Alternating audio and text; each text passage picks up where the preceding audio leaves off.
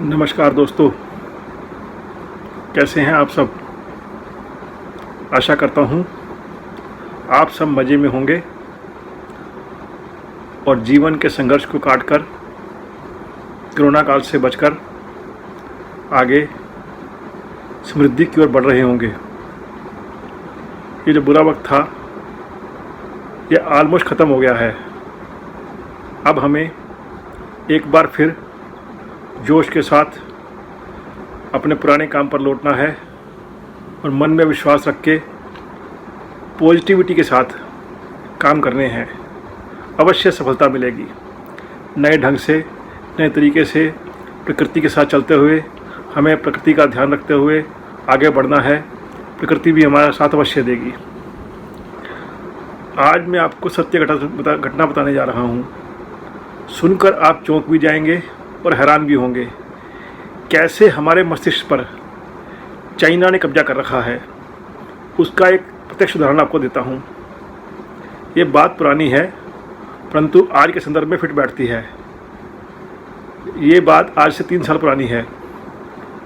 मैंने अपने ऑफिस की ओपनिंग की थी, हवन रखा। जैसा कि आप सब जानते हैं, मैं पेशे से चार्टर्ड अकाउंटेंट हूँ और मेरी धर्मपत्नी डॉक्टर है। तो हमारे आने वालों में, मेहमानों में, शुभकामना देने वालों में मेरे क्लाइंट्स, मैडम के फ्रेंड सब पढ़े लिखे और अच्छी पोजीशन पे थे। हमने हवन किया, सब ने कोई ना कोई गिफ्ट दिया था और गिफ्ट हमने अगले दिन खोले। आप सबको यह जानकर अचंभा होगा कि जो बात मैं बताने जा रहा हूँ वो हम सबके साथ घट रही है, परंतु दुर्भाग्य से हम उसकी ओर ध्यान नहीं दे पा रहे हैं। आप मानेंगे गिफ्ट में क्या था। 95% जो गिफ्ट थे उनमें क्या था, चाइनीज़ ड्रैगन, कछुआ, लाफिंग बुद्धा, 3 टांगों वाला मेंढक। और तो और कमाल की बात है, 1-2 लोगों ने तो हाथ हिलाती हुई बिल्ली भी दी थी। मैं तो देखकर हैरान हो गया। सोचा ये क्या कमाल की चीज़ें दी हैं। लगता है सारा चाइना मेरे ऑफिस में इकट्ठा हो गया है। ठीक है, जिसने जो दिया, अब पता लगाते हैं कि इन सब का पर्पज़ क्या है। मैंने खोजना शुरू किया, यहाँ वहाँ देखना शुरू किया। कुछ लोगों ने मैसेज भेजे थे, उनका मैसेज पढ़ना शुरू किया। परंतु कमाल की बात यह है, ये सब चाइनीज़ फेंग शुई के मॉडल हैं और इसमें क्या क्या संदेश मिला वो आपको बताऊंगा तो आप सुनकर स्तब्ध रह जाएंगे। हंसी भी आएगी, हंसी रोक भी नहीं पाएंगे, अचंभा भी होगा। और कमाल की बात यह है, हम सब इसको मान चुके हैं, अपने ध्यान में रख चुके हैं, जहन में बसा चुके हैं। ये सब जो लिखा है वो ठीक होगा। जैसे सबसे पहले बताता हूँ, लाफिंग बुद्धा। आप किसी के ऑफिस में चले जाओ, घर में चले जाओ, आपको अवश्य लाफिंग बुद्धा मिलेगा। हा हा हा हा हा हा। लाफिंग बुद्धा किस लिए? धन, दौलत और प्रसन्नता लाता है। इसको दरवाजे के मुख करके रखना पड़ता है। अब आप मुझे बताएं, हमारी संस्कृति में ये लाफिंग बुद्धा कहाँ से आ गया। चलो आगे बढ़ो। कछुआ, कमाल की बात है। कछुआ जिसको हम देखकर ही अशुभ मानते थे, पानी में रखने से हमारे सारे लोन से मुक्ति मिल जाएगी, कर्ज से मुक्ति मिल जाएगी, ऐसा उस कछुए का मानना है। और तो और कमाल की बात है, वो जो मेंढक, मुझे समझ नहीं आई मेंढक का क्या काम है। कहते हैं 3 टांगों वाला मेंढक सिक्का दबा के हमारे यहाँ धन का प्रभाव छोड़ता है। ठीक है जी, मान लेते हैं। अब ड्रैगन में आ जाओ। ड्रैगन को कमरे में रखने से हमारे सारे कष्ट दूर हो जाएंगे, रोगों से मुक्ति मिल जाएगी। वाह जी, सकारात्मक ऊर्जा का प्रवाह होगा। अब मुझे समझ नहीं आई, ये प्लास्टिक के पिरामिड लगाने से वास्तु दोष से मुक्ति कैसे मिल जाएगी। चाइनीज़ सिक्के रखने से, बटुए में रखने से सौभाग्य वृद्धि कैसे हो जाएगी। मतलब कमाल की बात है। ये सब तो छोड़ो, हमारी मैडम के फ्रेंड ने गिफ्ट क्या दिया, जिस पर लिखा हुआ था आपके और आपके परिवार के सुखद स्वास्थ्य का अचूक उपाय। डॉक्टर साहब का उपाय क्या था? Chinese dragon. ड्रैगन कब से हमारी हेल्थ का उपाय होने लग गया? कमाल की बात तो है, वो सुनहरी बिल्ली बैटरी लगाओ हाथ से बुलाती है, आओ जी आओ जी आओ। हमारी सभ्यता कहती है बिल्ली आपके रास्ते में आ जाए तो रास्ता बदल लो, परंतु कमाल की बात यह है वही बिल्ली हमारी किस्मत को वापस बुलाने के लिए अपने घर में सजाई जाए, ऑफिस में सजाई जाए, दुकान में रखी जाए, नॉर्थ ईस्ट डायरेक्शन में, तो सब समृद्धि वापस आ जाएगी।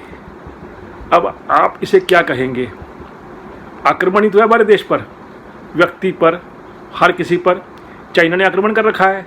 हम कहते हैं चाइनीज़ बंद कर दो, लाइट्स बंद कर दो, इलेक्ट्रॉनिक उपकरण बंद कर दो, वो सब तो बंद कर दोगे, परंतु ये तो हमारे दिमाग पर अटैक करके बैठा हुआ है। हमारे यहाँ वास्तु चाइना की वास्तु से चलती है, फैले हुए हैं चारों तरफ से और लगे हुए हैं। आज कम से कम 1000 करोड़ रुपए का जो व्यापार है ना, वो इन चीज़ों से है। और तो और हमारे दिमाग में ये इतनी बस चुकी हैं, हम मानते हैं, समझ चुके हैं कि ये हमारा उपाय करेंगी। हम भूल चुके हैं हमारे यहाँ समृद्धि का प्रतीक माता लक्ष्मी और गणपति जी को माना गया है, परंतु नहीं। लाफिंग बुद्धा, मैं आपसे पूछता हूँ, आप में से मुझे कोई एक व्यक्ति बता दे जिसने ये सुना हो कि महात्मा बुद्ध जो शांति के प्रतीक हुए, वो कहाँ से आपको वैभव में डाल देंगे, जिन्होंने अपना राजपाट त्याग दिया। और चलो महात्मा बुद्ध की हम पूजा करते हैं, उनको मानते हैं महात्मा, हमारे लिए वंदनीय भी हैं, परंतु ये लाफिंग बुद्धा गोल मटोल पेट निकाल के फैला हुआ, वो कैसे आपके घर में समृद्धि दे देगा? आपने रखना है महात्मा बुद्ध की शांत स्वभाव वाली प्रकृति रखिए, जिससे आपके मन में शांति आओ। जो उनका संदेश है वो आप याद करें, परंतु नहीं, किसी की याद नहीं मिलेगी। आपके यहाँ तो बुद्ध का लाफिंग बुद्धा ही मिलेगा, हंसता हुआ, चिल्लाता हुआ, मस्ती करता हुआ, पोटली बांध के चलता हुआ, और सबका मुंह दरवाजे की तरफ। जैसे ही आप एंटर करेंगे सामने बुद्धा दिखाई देगा गोल मटोल।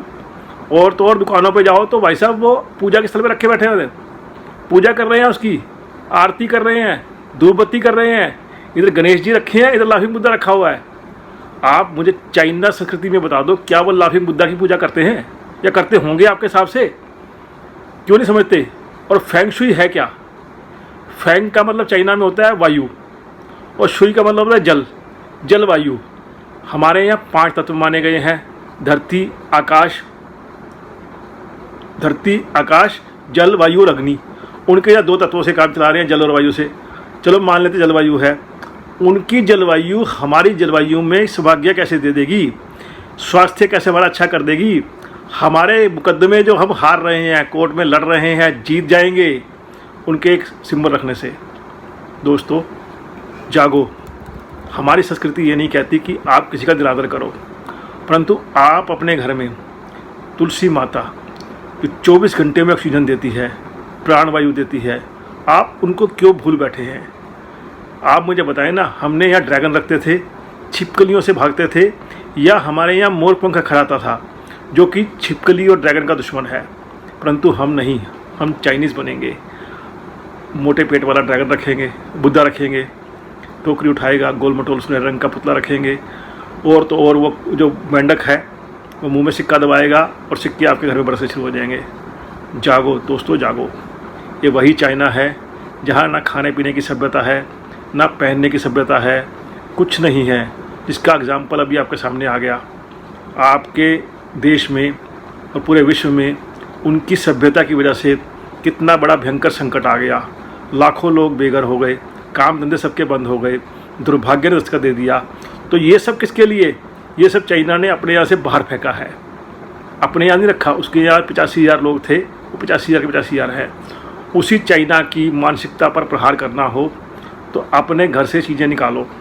आज हम जाते हैं, जितने शॉपिंग मॉल में जाते हैं, गिफ्ट शॉप पे जाते हैं, तो आप मुझे बताएं कितने गिफ्ट शॉप पर, कितने शॉपिंग मॉल में आपको हिंदुस्तान की तुलसी माता जो हम चांदी की पहले बनवाते थे, रखते थे, समृद्धि का प्रतीक होता था, कामधेनु होती थी जिसको हम प्रतीक मानते थे, वो सब अब मिलते कहाँ हैं? पूरा शोरूम भरा पड़ा होगा चाइनीज़ मटेरियल से। हम कहते चाइना की चीज़ें मत लो, और यहाँ तो हमारे मस्तक पर प्रहार कर चुके हैं वो। तो दोस्तों, मैं आपको जिस्ट में यही बताना चाहता हूँ, जो हमारी सभ्यता है, संस्कृति है, वापस उस पर आए। देखें हम कैसे सत्य की खोज को छोड़कर असत्य की ओर भाग रहे हैं। आज हम सुबह से शाम तक मैसेज डालते हैं कि हम चाइनीज़ इस्तेमाल नहीं करेंगे। आप करो। समृद्धि के प्रतीक जो हैं, जो हमारे लिए सौभाग्य लेकर आए हैं, उनको आप समझो। आज अगर चाइना किसी चीज़ का कंपटीशन कर रहा है, तो प्रोडक्ट्स हमारे देश के मुकाबले अच्छे हैं, उनको आप मानो, परंतु मानसिकता तो ठीक रखो। समृद्धि के प्रतीक हमारे यहाँ जो माने गए हैं उनको मानो। दुर्भाग्य को निमंत्रण मत दो, सकारात्मकता को निमंत्रण मत दो। आप सकारात्मक को निमंत्रण दो। तो मैं ये चाहता हूँ नकारात्मक एनर्जी छोड़कर हमारे यहाँ जो वास्तु की चीज़ें बनी हैं, हमारे यहाँ इतने 33 कोटि देवी देवता हैं, उन सबको छोड़कर हम ये कहाँ नौटंकीबाजों में पड़ गए। चाइना में अगर ऐसा होता तो चाइना में भुखमरी मचती। आज चाइना में हालत ये है, कुछ समृद्ध लोगों को छोड़कर बाकी सब जगह भुखमरी है, खाने को है नहीं, अकाल की स्थिति रहती है, लोग मार काट रहे हैं, परंतु नहीं, हम समझने को तैयार नहीं हैं। तो मैं तो आपसे यही कहना चाहता हूँ, अपनी सभ्यता में वापस आओ और अपने सभ्यता में वापस आकर अपने देवी देवताओं का सम्मान करो। यही आपके सबके लिए ठीक है। और मैं लंबा चौड़ा नहीं कहूँगा, क्योंकि आप इसको अत्यधिक मन में बसा चुके हैं। मैं नहीं कहता कि आज ही अपनी सभी वस्तुएं निकाल के बाहर फेंको, परंतु ये ज़रूरी है अपने अंदर, अपने परिवार के अंदर, अपने समाज के अंदर, अपने बच्चों में ये भावना दिमाग से निकाल दीजिए। ये चाइनीज़ जो प्रोडक्ट हैं हमारे यहाँ वास्तु बसाएंगे। आप देखो, हमारे यहाँ कुम्हार होते थे, बढ़ई होते थे, लोहार होते थे, कर्मकार होते थे, जिनकी आबादी 2 करोड़ से ज़्यादा हमारे देश में थी। ऐसी प्रजातियाँ थी। उनका व्यापार धंधा बंद हो गया। हम पहले लाते थे, गुल्लक लेते थे और मटके रखते थे। आज चाइना ने इतना अफेक्ट कर दिया, हमारे छोटे छोटे प्रोडक्ट्स जो आते थे, छोटी छोटी मूर्तियाँ रखते थे, समृद्धि के प्रतीक होते थे, सब खत्म कर दिया हमने। वो प्लास्टिक में घुस गए। प्लास्टिक जो हानिकारक है, पोल्यूशन भी फैलाता है, इसको डिस्ट्रॉय नहीं कर सकते। इसलिए मैं आप सबसे यही कहूँगा, अपने दिमाग से काम लें। ये जो अंधविश्वास, सच में अंधविश्वास हैं, हमारे विश्वास को तो हम अंधविश्वास कहते हैं, परंतु जो अंधविश्वास हैं, जो हमारे अंदर बसे हुए हैं, उनको निकाल कर बाहर फेंकिए। हमारे यहाँ विश्वास थे, अंधविश्वास नहीं थे। ये वास्तविक जो सभ्यता है ना, अंग्रेजी सभ्यता, चाइनीज सभ्यता, इन्होंने हमारे यहाँ कूट कूट कर भर दिया कि हमारे विश्वास अंधविश्वास है। हमारे देवती देवताओं के साथ ये प्रसन्नतापूर्वक फिल्म बनाते हैं, सीरियल बनाते हैं, नाटक बनाते हैं, उनका मजाक उड़ाते हैं। क्या कभी आपने किसी चाइनीज़ को, किसी दूसरी जाति के लोगों को अपने धार्मिक आस्था वाले प्रभु के प्रति कोई व्यंग बनाते हुए देखा है? परंतु नहीं, हम लोग मस्ती से मजाक उड़ा रहे हैं। रामायण हो रही है तो उसमें मजाक उड़ा रहे हैं, गीता का श्लोक है तो उसमें स्तंभ ढूंढ रहे हैं, मस्ती ढूंढ रहे हैं। तो मैं ये चाहता हूँ आप सब लोग जागें, अपनी संस्कृति को पहचानें, अपने समृद्ध देश को वापस लाएं। सोने की चिड़िया सिर्फ धरती पे हिंदुस्तान को कहा जाता था, किसी और को नहीं। यहाँ पर निरंतर, चाहे वो मुग़ल थे, चाहे उससे पहले मोहम्मद गजनबी था, या और भी जितने लोगों ने आक्रमण किया, सब ने इस देश को लूटा है, भर पेट लूटा है। परंतु आज भी हमारी सभ्यता इतनी विकसित है, जिसको बचा रखा है हमने। इतना कुछ लूटने के बाद भी आज हम समृद्धि के मुकाम पे खड़े हैं। एक एक मंदिर में, जैसे पद्मनाभ मंदिर में हुआ, देश की अर्थव्यवस्था का बराबर बराबर धन निकला है। तो हम उस देश के वासी हैं। तो मैं चाहता हूँ आप अपने यहाँ से सामान निकालें या निकालें, अपने मन में बसे हुए अंधविश्वास को, जो वाकई ही अंधविश्वास है, उसे निकालें और अपनी संस्कृति के विश्वास को अपने मन में, मस्तिष्क में, बच्चों को और परिवार को जगा दें।